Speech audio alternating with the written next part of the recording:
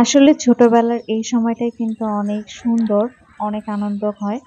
তো আমার ছেলে যে সবার সাথে মাছ ধরছিল, এই ভিডিওটা কিছুদিন আগেই করা, তখন আরকি ছাড়া হয়নি।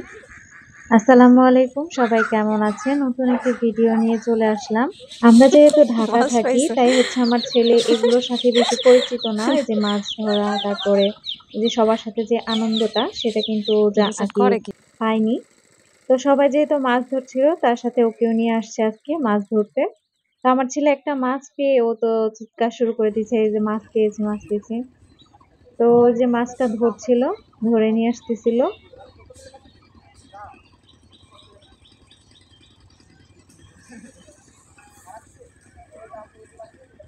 দেখি কি মাছ পাইছো এদিকে কেন?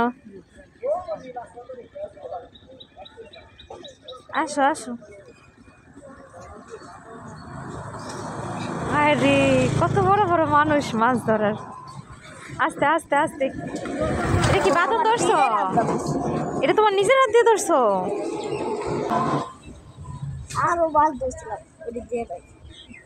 আর মাছ ধরছো? আচ্ছা চলো আসো। যাও তুমি আগে যাও, আগে সাইড হয়ে যাও।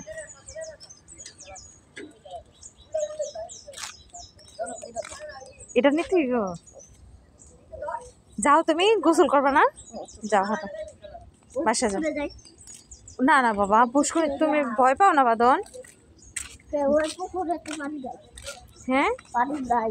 না, এখন আবার দেখো না পানি ভরতেছে। তুমি যাও, তাড়াতাড়ি যাও, জলদি হাঁটো। এত বড় মাছ, এটা ধরছিলে কিভাবে তুমি? এমনি ভয় পাও নাই? আমার বাবার মনে হচ্ছে কাঁটা দিব না, কাঁটা দিচ্ছি। কাঁথা দিচ্ছে কোথায় দেখি? ব্যথা পাইছো নি? তাতে যাও, গোসল করবা জলদি। তো সে একদিন মাছ ধরে আনন্দ পেয়ে আরেকদিনও মাছ ধরতে গিয়েছিল। আয় তো ভাই, সেদিন মাছ ধরে এসে আবার পোজ দিয়ে কিছু ছবিও তুলছিল। আমাকে বলছিল আম্মু ছবি তুলে দাও। তো আমি তাকে আবার ছবি তুলে দিলাম। তো এই যে আমার বাবাটা কত কিউট করে পোজ দিচ্ছিল। আজকের মতো এখানে শেষ করছি।